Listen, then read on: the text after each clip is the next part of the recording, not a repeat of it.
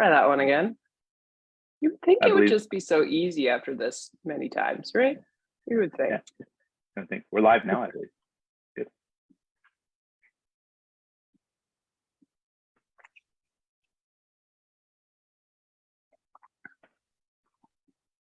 Okay, it looks good to go there. I'm gonna, okay. We had a little glitch here, an error with Facebook. Okay, I'm gonna pause my live stream on there. Okay, looks good. Everything looks good. We have all of the things that we need to go live. Like I was saying, yeah, you would think after all this time doing all these lives that this would just be seamless. And yet here we are trying to figure all this out again. So apologies for that. Okay, welcome back to another live with Heather and James. If you haven't joined us for a live before, welcome, or if you're watching us on the replay. Today we're going to talk about risk. So quick introduction before we get going. I'm Heather and I'm business development lead with Co-operatives First. And James Grieve is with me today, and he is a business consultant, planner, certified management consultant, and has worked with us on a number of different business plans, feasibility studies, and more for cooperative startups. So in these live chats, we talk about different things related to co-op startups that have both bring together things in the world of business and entrepreneurship and startups, as well as marrying that with our knowledge of cooperative startups. And so there's some differences, some things not so different. And this is what we really see as the best practices to get your cooperative startup off the ground in the right way. So welcome, James. Thanks for joining me again. Yeah, thanks, Heather. So good to be here. I'm looking forward to today's topic. Yeah, today's topic is risk. Now, risk is something that is, well, I think I mentioned this is, it's not something that I necessarily gravitate towards, just because I end up being like, okay, everything's fine, just, just kind of go and predict. But anyway, so I want to take this time and pay attention and notice risk. And we're not talking about just like, okay, there's all the risks in the world. We're talking about risk management. Because that is actually what we can't control all of the things in our environment. And this is meant to be a proactive discussion instead of just like looking at risk, getting freaked out and not doing anything. So we don't want to go there. We want to be kind of in a zone of being able to make some choices and have some actions. So that's how we're talking about risk. So let's start off with a quick, definition. Let's just do, what is your idea of risk management? Yeah, great question, Heather. And simply defined, risk management is it's a discipline for dealing with uncertainty. So, when you're starting a business or you're involved in a business or as it's emerging and changing, it's just so important to get out ahead of risk and then understand what the risks are in the business and the various levels. So today, when we talk about this, we'll be looking at a lot of different elements of that, but there are various ways to break down risk management. I like to think that managing is something that's almost it's reactive, right? If you want to get ahead of it, it's risk leadership, but we call it risk management for the sake of this call here today in the discussion. So there's component parts of this. There's goal-oriented risk management. So when you're starting out, what are the goals we have for this particular product, service, or business, and what are the risks that could happen based on what our goals are? The second is a program approach. So within your existing business that's already operating, we're developing a new program. What are the risks associated with that? So for example, when we started today on our live call, there's a little bit of a technological risk, right? There's a little glitch at the start of this. So it's a program within our bigger concept here, but what are some of the things and the components of the potential risk that could be there? And then there's a process approach. So when you do have a program or a new product you're launching or a new service line, there's process that's involved in that, and how does this process work, and what are some elements of the risk that could be involved in that. And then a very large one of this as well, the fourth pillar, is people. So there's a people risk of this, and we're seeing this in society today with the struggle to attract, nurture, and retain talent. That's a big risk. And then also to develop people to suit the needs of your process and your program and then your goal going forward. So heavy answer to your question, but essentially it's a mechanism to deal with uncertainty, which is change, which is constant in any business, right? Right, exactly. And it's a method of preparing yourself. And like, there's just some things, because I think when, I get a little fatalistic maybe about risk, because I'm like, well, the things that are really big risks, you couldn't have planned for anyway, or maybe you could have, but like say COVID-19, like I don't know if I would have believed you if you would have said this is going to be such a big, if somebody predicted, I'd be like, okay, cool down, easy. And how could we have predicted it anyways? But it's not so much about just like, there's no point because you can't see the big things that are going to blindside you anyways. And okay, so I feel like this discussion is going to be like, please tell me why I should be concerned about risk. But I mean, what would you say to that? Like to people who just say, well, what's the point? Because we might as well just, blue sky think, go off, do the things and not worry about planning for these, or keeping a tally of what these things could be. Right. And it's a really good question. I don't think there's ever a perfect day. And the reason for that is different people, people have different perception what is perfect, and there's no such thing as perfect. So there's uncertainties in everything that happens, and you've got to be prepared for how you deal with them. It's not so much what you do to plan, to prepare, to rise to the occasion. It's falling to the level of preparation that separates, good businesses from great businesses, the ones that have good systems in place and have risk mitigation strategies. So you can rise to that level. You can do it for the day, the month, the year, even on the outset. But what do you do when things don't go well? What do you do, as you mentioned, with the pandemic, all these, scenarios that could happen out there and different types of things that could happen. So when you are risk planning, it seems like a reactive thing in the moment. But what's really interesting in the yin and the yang of this, it's a very proactive event at the front end and continuous as you're going through. And it's a mindset to think of this as you're going through, so that when you do have to react, it's not chaotic. So you go from complex and complicated to simplify rather than going from chaos, because it's easier to process map into getting into simple when it's complicated and complex than it is when it's chaotic, because chaotic, essentially you're just running around with your hair on fire, and people don't make good decisions. It's not recommended. Not recommended. It could be adversarial, and people aren't making good decisions. They're not pinned into where you want to be with your business when it's designed. So it's something that should just be, as much as it is a tool, it's actually a mindset, and at every level of the organization too. People shouldn't be running around or working or operating in fear of what can go wrong, but also of the mindset of how do we put our seatbelt on before we drive, and all those type of things, if we use that analogy. So sure. That's where I believe it. Yeah. And I mean, in that case, like there's risks that we encounter like on a daily basis that we're trying to mitigate. Like you said, there's seatbelts that we pull on, we do fire drills, like we prepare for, possible negative situations all the time. Maybe we just don't even consider that that's what we're doing. Anyway, we look left and right before we cross the street. We're risk managing. Look at us. Exactly, right? Yeah. Okay, so I mean, I think we've kind of answered the question I had around why it's important.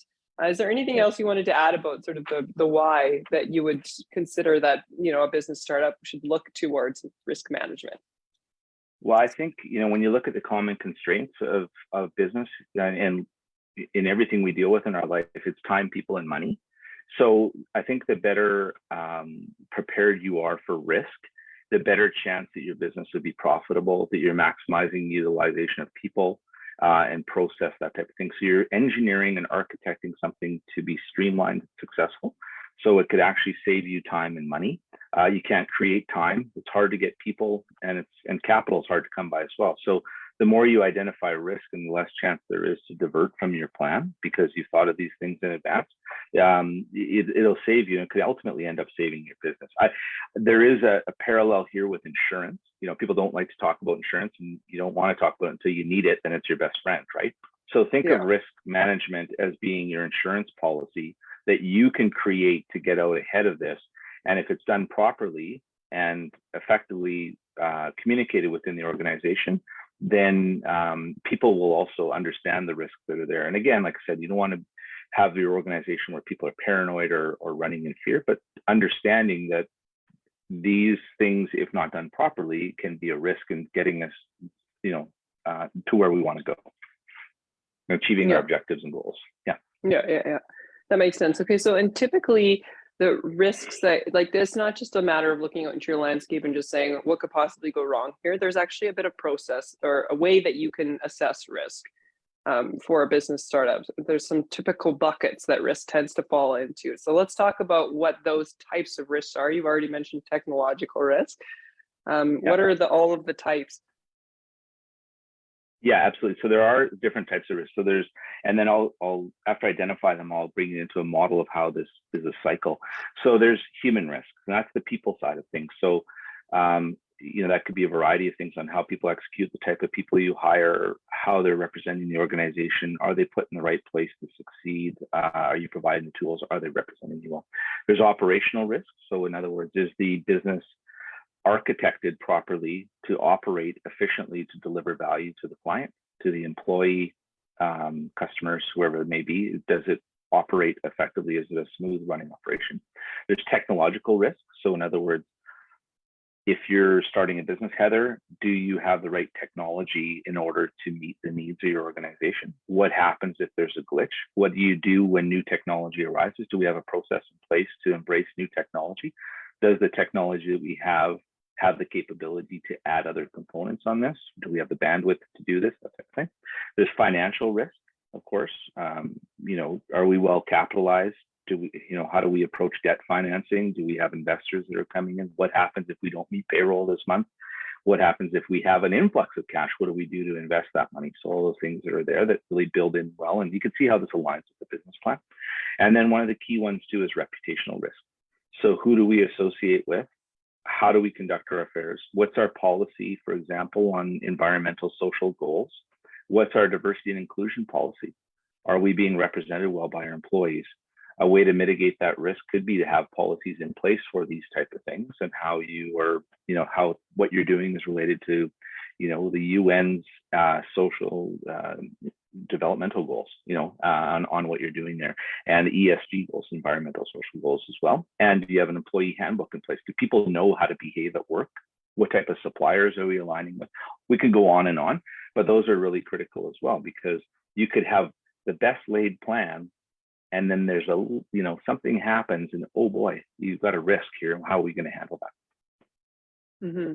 I was just thinking as you were talking that almost an example sprung to mind from sort of my work experience, life or whatever. For every single risk type that you've mentioned, I think the one that stuck out is the human risk. A lot of the businesses that we support are in rural communities. And actually, human risk in that context is a really interesting question, because the kinds of people with the skills that you need are not necessarily found in those communities. Like we've asked the question to people, like what happens when this key person retires and there's nobody else who has that training to take over? And can you attract that person to your town to work at your startup, basically? And then I was working with another group that wanted to start a daycare. I mean, there was a really clear case to be made in terms of market. Parents were there, parents were engaged, they wanted childcare for their kids, et cetera, et cetera. Everything was looking good until suddenly someone said, well, is there anybody with an ECE degree in the radius of this business? And we really had to ask, they had to grapple with, okay, how are we going to get somebody from the next city to drive out to this rural community to be, and like there was a possibility to train ECEs, but it's just like you need that first one, the person with the qualifications to be able to run the childcare center. And that was actually a big issue for them. So assessing these things, because, and that, like you said, they're all kind of interlocked or whatever, but it can be sort of make or break for it getting off the ground. Right, absolutely. And I like to believe that people are inherently good and have good intention, but it's, anytime your greatest strength is your greatest weakness, right? So you could have, as I mentioned earlier, the best plan, but things can happen here. So as you mentioned, with an early childhood educator and with founders of business, either private enterprise or co-ops, a lot of it, if it's all the information is in the founder's head and it's not a succinct and well-detailed plan that's easy to understand, you fall into what we call the owner's trap, where you're over reliant on one person, one customer, one supplier. And what's really nice about the cooperative model is you have multiple people coming in who share the same values and passion. And I think it's so critical and so important to get feedback from people when you're designing it. Earlier in these lives, we talked about design thinking. There's design thinking to risk as well. The risk doesn't have to be a boring topic, right? Or a scary topic. but you can design this with getting people's input. And I think the more democratic the process is, you get feedback from people, because who would have ever thought? And if it's just one person developing the plan, and particularly if it's one person from outside the organization that's coming in to develop a plan without collaborating with the people who are going to execute it, it doesn't work. It has to be a competency framework that people who are involved in it and involved in facing that risk are detailing it. No different than a business that has its key business flows in the evening, but the manager goes home at 5 p.m. Well, that's a risk. There's all these things that happens. Or the manager, ideally, maybe that the way that can work though is if the person who's leading it has prepared the people who are working there to act like owners and managers, then you've got a winner, right? So that's all these things to be considered. So when we look back at you asked about the different pillars of risk, there is a cycle to this. So when you're looking at your business and you're designing it, the first thing you want to do is identify the risks that are inherent and their potential causes. So as you mentioned with your example, if we can just follow this with the daycare and the ECE, or the early childhood educator, that's identified as a risk. And what's the cause? Well, the cause could be that someone leaves, but then how do we deal with it? So here's what it is. So what do we do about it? And now what do we do going forward? That's the first thing. The second thing is to estimate the likelihood of this happening. So what you do is assess probability to what this happens. And then you look at it quantitatively. So you can either assign probability on percentage of this happening, if that's easier for you, or qualitatively what happens.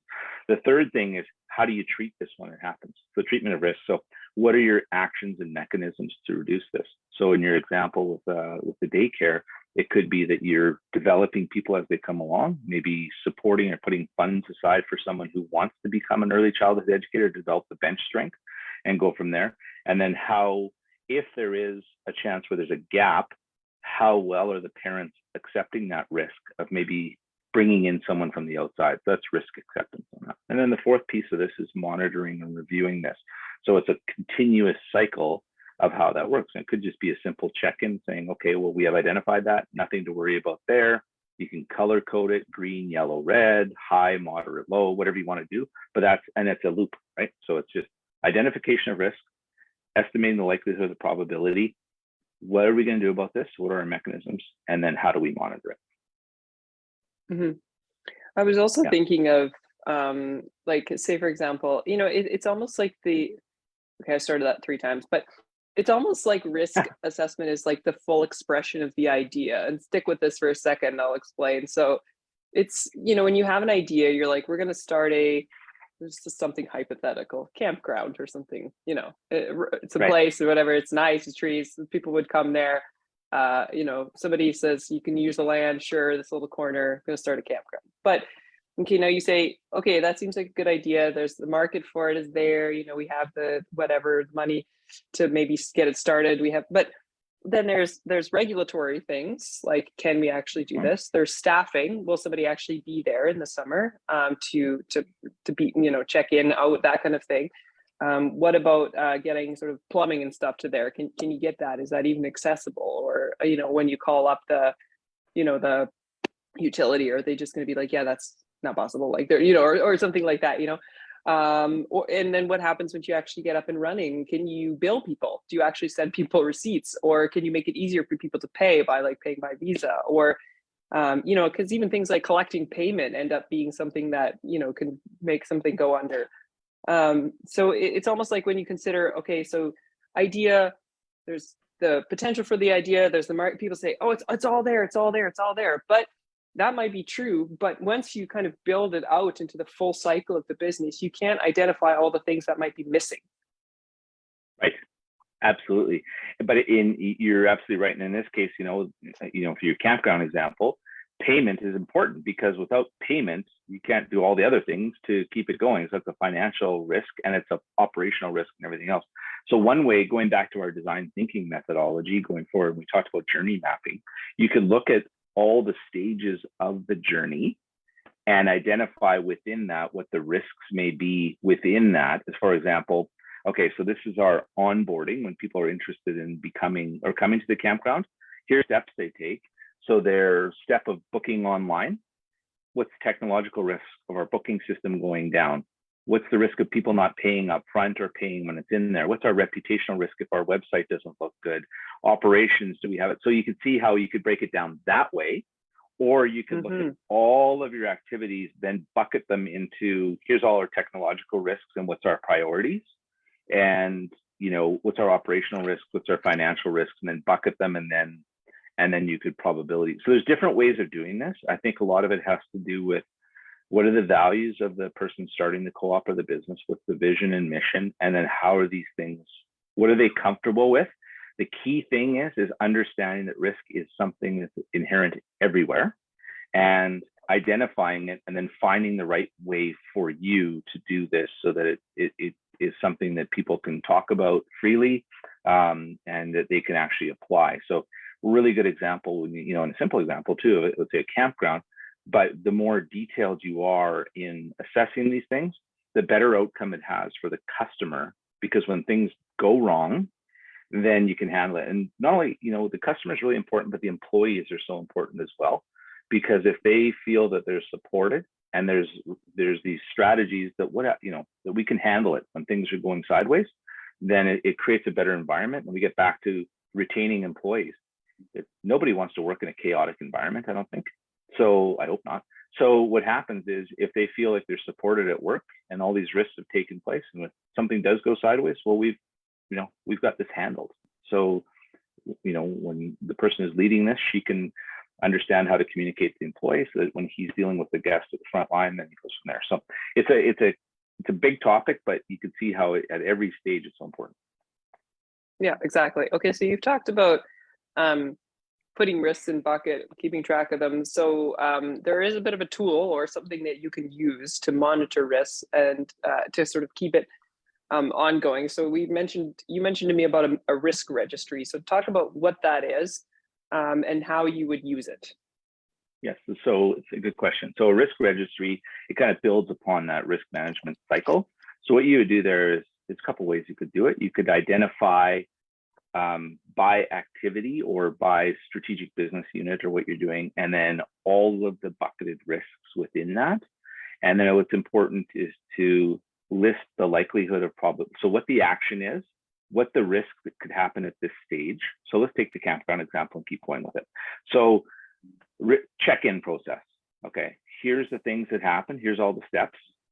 And then you can make it into just a grid almost on this. And then what I'd recommend is you have a spreadsheet with the activity, all the sub-activities that happen at that stage, and then columns for each of the type of risk, technological, human, reputational, and so on and so forth.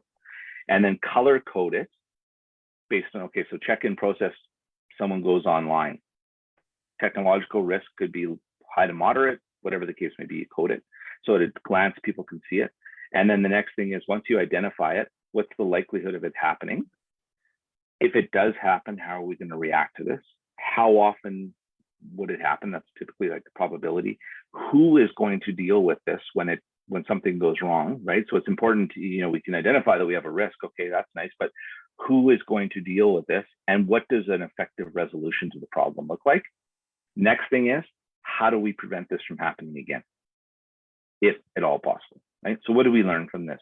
And it's complete from there. So it sounds a little bit like micromanagement of process, but it's also a good way to look at the business, because you're anticipating things before they happen. So that's not to sound too matrix-like, but you're dealing with uncertainty before uncertainty happens, and it puts you in a proactive position in your business to do it. There's no perfect way. I mean, it takes time, it's a process, but rather than just open the doors and let things happen, oh, here's our manual of what we do. It's like having the fire drill process in elementary school. Bell rings, get up, walk in a single file, orderly fashion, out the door, and we meet at a muster point. Well, that's risk management, right? So it's not just everybody running in different directions. And some things need that kind of, like, some things are serious enough that they need that kind of management, like a fire drill. And some things are going to be identified as a risk that will not need a fire drill. Because like you said, it could get into sort of micromanaging territory. But it's even just to get into the mindset of if I do this, what potential impacts happen in the future as a result of me moving or going in this direction? So if I, put up a campsite and no one can book it, that's a problem. It's a financial risk because the people who invested in it will lose money when it goes under, and or it's a reputational risk because people will say, oh, like that was terrible, and whatever, like all this other, they'll say bad things about the business, and so yeah, I mean, it's ultimately like having a risk registry, I think, can be as sort of simple or as complex as you're willing to make it, or somebody on your team is willing to make it. If it's just okay, so we're going to put the main things that that go on here or whatever. We need to be compliant with some. Say we're going to open a restaurant, but we're not compliant with some food safes. Okay, that's bad. Right. So, or it can be as detailed. I think does that make sense? Or maybe it doesn't. It doesn't. How do we have a system for this? I think, yeah. A lot of times that, an example that we have the campground is something that's already in place, and we're looking at how to put a risk registry after something is already in place. But for example, in your campground example, if we wanted to add stand-up paddleboard lessons, okay, so there's a new service line, okay, a new product offering. Okay, do we have someone who's qualified to do it? Do we have life jackets? Do we have paddleboards? Do we have a schedule for this? So is there somebody there to rent out the paddle boards on a Saturday and Sunday or whatever? Like, do you even have a human being who could stand there? Store them, clean them. Yeah, exactly. So don't get stolen. It's basically it's a new lens on your business, right? It's like putting your glasses on to see the chart more clearly at the other end, because you're seeing it through the opportunity of what could go wrong in order to make it go right. But I caution people not to think of this as a negative aspect or playing tentatively. You've got to still be out in front of the business and be proactive and have fun and everything else. But it could be done in such a way that it's a mindset with people. So people say, how about this? How might we do this? And if it's in people's minds that a check down on operation, reputation, human risk, technology, then when something new is brought up, the concept is, oh, did we think about this? How about this? And it's a checklist assessment in everybody's mind that comes through. Everybody shouldn't just rest on the manager. If done appropriately, it's a very democratic process. And it's perfect for co-ops that people feel this way, and start with the steering committee, then the board, and it becomes a culture of an organization to understand how we not only do things right, but we do things the right way. Yeah. So now, because you mentioned that, I wanted to ask that question about who is the best placed to do a risk registry, risk assessment. I mean, like you said, it's a culture, so it's almost something that should be in the mindset of everyone involved. I mean, this is something that when you're doing business planning or early on, that a group of people should be involved in at assessing these risks. Is it better done by somebody outside the organization who can note risks that you might not have considered, like a sort of consultant role? Or, I mean, that's basically a lot of what a lawyer does is, assessing risk for your contracts and different things like that. So, there's already points that we kind of hire out people to manage points of risk. But so how do you see that? Is there sort of one better way to do it, or should you just decide, okay, you go off and come up with a risk registry, and we'll sort of say, okay, that's fine, and tell us what to do? Yeah, really good question. And I think it's all of the above, or some of the above, or that. So I'll explain that. So there is benefit of having people who aren't as close to this. So for us, personally, in all of our lives, we don't see our blind spots all the time, right? So it's easier for other people to see that than ourselves, because we're so close to the action.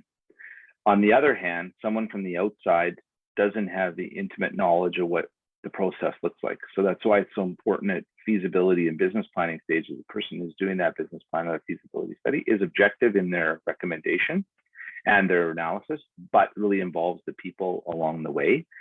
So they understand the flow of the business, but when it comes to the people who are actually going to be dealing with the risk, to use like how might we exercise, how might we deal with this, and so on and so forth. And I think what's really important there is for the people who are working within the operation or leading it to understand how this works and have that competency framework to do it. So the benefit of having someone from the outside looking at it is that they have knowledge of looking at the whole spectrum and not just the business. So they bring a real macro view to it. The value of someone internally viewing it and implementing it is they understand the business, they're there every day. So where tools of consulting give way to risk is things like, I don't want to get into jargon here or models, but there's a thing called a PESTLE analysis. So political, environmental, social, technological, legal, and environmental. So you go through a scan of those things. What that should arise is, here's things that to look for. Here's the potential risk. Okay, so that when that happens, how are you going to do this? And that's where it turns over to the people that are working in there. Not unlike a SWOT analysis, right? If there's weaknesses and threats and opportunities, and not only that, it's like, how are you going to leverage the strengths in your business? So how do you make sure that your strengths still remain strengths? Because a risk is that what you become Blockbuster, they're the world by the tail, and then this thing called Netflix comes in, and then your strength is no longer your strength anymore. So that's a risk you got to look for. So it's a combination of both, Heather. And not every business needs to have a consultant walking alongside them all the time. What's really important is they understand the concepts and they can think like that. And if they have to engage someone at any given time, they can do it. But what's really important is in the mindset of the leaders or the employees or the members that are doing it, so they feel like they did it themselves. The best job and the best day for any consultant is when they're no longer needed, right? So yes, working yourself out of a job. Right. I wanted to mention, we're close to wrapping up here, but I just wanted to talk about, as you mentioned, PESTLE analysis. Another thing that a tool that people might be quite familiar with is the SWOT analysis. So I wanted to talk about that relationship and its relationship to risk registry. I mean, we're considering them like the same thing, interchangeable. How are they different? Yeah, so I think what those the SWOT or a SOAR, which is the appreciative, acquired, the strengths, opportunities, aspirations, results, kind of two sides of the same coin, is when you're looking at this is that you identify what those things are on a larger level. So here's the strengths of the opportunity or the organization. Here's the opportunities they have. Here's what they aspire to be, and here's what results look like. And then once you have that, he operationalizes it. And then you put risk at the operational stage. So I think that a SWOT is kind of a larger 30,000 foot level. And then where the risk registry gets into where it's more operationalized. So, okay, this is our idea. This is what we're aspiring to be or where we came to. This is actually where we're going to make this happen. Okay, so now that we're making this happen, what are the things we want to do? So if you look at, for example, if we're going out on a journey and we don't know if we're going by plane or car or whatever we're doing, we have this idea that we want to travel. But once we nail it down that we want to go and do it by car, then we want to make sure that we have enough gas, that we have our seatbelts, that we have, we can't travel with 8 people in a 4-seater car. What's our pathway along the way and that type of thing. So once you nail it down to how it's operationalized, it goes from concept to reality. And then when reality kicks in, that's where risk gets more important along the way. Yeah, it's funny. I was thinking about this because I I recently booked some flights, and then I thought, and I was like, okay, great, book some flights for the family. Everybody's going. We're going on vacation. And I thought, wait, what happens for car seats? Like my kids are in car seats. Like, how do you get? Like, where do I find them? Like, to the car? So that was a risk that I had to, because I could just get there and roll in, and then just be like, how do my kids get from the airport to the hotel? So like that is something like figuring out that ahead of time is certainly going to make my life easier. We've used the kind of travel analogy before. It's just the kind of the like where you're going and whatever, but this is sort of like, okay, now that you know where you're going, like you said, are you going to run out of gas? Are you going to have enough space for, all your stuff? Are you going to have enough seats for your people? Are you going to have, enough safety seats for people that are coming as their children? So, it's not just something that, okay, you could just go and go without it, I guess, you could. But it could be a massive headache, and it could be the sort of, potentially, depending on the risk, could be the make or break for, like I said that before, it could be something that, like, if it's a regular risk, for example. It just might not work. Your idea, like the whole thing might all come to nothing because there's some issue with the regulation that you could have foreseen that you just weren't compliant with. And then you have to go back and start from scratch. Like that's a lot of work put in for, something not to happen. So I think you're making a good case for me here. Yeah, and safety is another thing too. You brought up, which I'm glad you did, is that's another big risk. And what I would layer onto this, and another thing that's really important, is the values of the co-op or the business. So you could layer into, so for example, we talked about the flow of, what the journey is of the employee or the customer, but also layer your values onto there. So if you're introducing a new service line or a new product or a new person, or whatever the case may be, how does it align with your values, and is it a risk? So for example, if you have an organic farm and your value is to stay as an organic farm, but you want to increase yields and you go ahead and you do things that compromise it, well, then that's a huge risk because your reputation and it compromises your values. That should be a no-go decision right there, right? So as much as this is a risk analyzing risk, what other thing that's important, and I know we're out of time here, but what risks allow you to do, or risk management, it allows you to make better decisions that are aligned with the values of your business. That was what it was intended to be in the first place. So it's as much as it's risk, it's in decision-making tool as well. Yeah. And I think that's how I was viewing this, is that like I think a lot of people, I'm people, you live somewhere in your to-do list, your to-do list gets into your calendar and that kind of thing. I like to block off time and put it in there. But I think what we're talking about with this risk analysis or sort of strategy or higher level discussions is that becomes the elements that end up on your to-do list. Now you have your things to do. You have so much, like, it's kind of like sometimes it can just be like you're playing catch up or you're just keeping up or whatever. But I think what it is that doing this kind of thought, looking at risk, allows you to figure out what's the next thing that you should put on your to-do list. And like you said, it looks reactive in the moment, but actually it's something that you had considered or planned for. And so you have a direction to go. You're not just sort of randomly stacking things on, or like kind of, being dragged in different directions. So it allows you to plan better. It allows you to manage your time better, manage other people's time better, manage people's finances better. Like, so, risk management is, I guess, a form of risk management. It is. When you de-risk your life, then you de-risk your business, and vice versa, right? Because then you make better decisions, and then it's a self-fulfilling prophecy. It's not something that's that's declining or going down a spiral. It's a flywheel. It just gains momentum over time because you make better decisions, which then shoulders you from risk, and then you make creates new opportunities. So on and on. We can go with the analogy, but that's the benefit. Yeah, and the goal is not no risk, because it's impossible. Never the goal is to eliminate risk to zero. It's about risks you can tolerate, risks you can manage, and risks you can avoid. Not Operation Zero Risk. No, then you're living in a bubble. And what you want to do here is prioritize. You wouldn't do anything. Business. Yeah, you wouldn't do anything. You'd be paralyzed by the inability to make a decision. Yeah, exactly. Yeah. Okay, well, I think we'll leave it there for risk today. We're going to keep up these chats. We're going to move into the fall. We're going to talk a little bit more about some things because we really focus on the startup space, early stuff. We're going to focus a little bit more on the fall in the sort of decisions of scale up. So sort of like once you're off the ground, what kind of things that might affect you once you've been up for a few years maybe, or even if it's a couple of months, if you have the kind of you're going at it, flying at it really quickly, and that's involving scale up. Should you scale up? I don't know, some maybe not. We're going to be talking about things like adding new product or service lines. We've kind of talked about the art of the pivot before, but a little bit more about that kind of thing when it involves in sort of like a little bit more down the road sort of stuff. So that's going to be our fall live chats.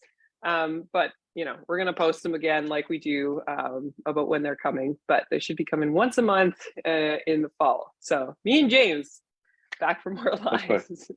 Look forward to it. Okay. I always look forward to this, Heather, and it's always such a great chat. So thanks for having me, and look forward to the next one. Okay, great. Thanks a lot. Okay. Okay. Thanks.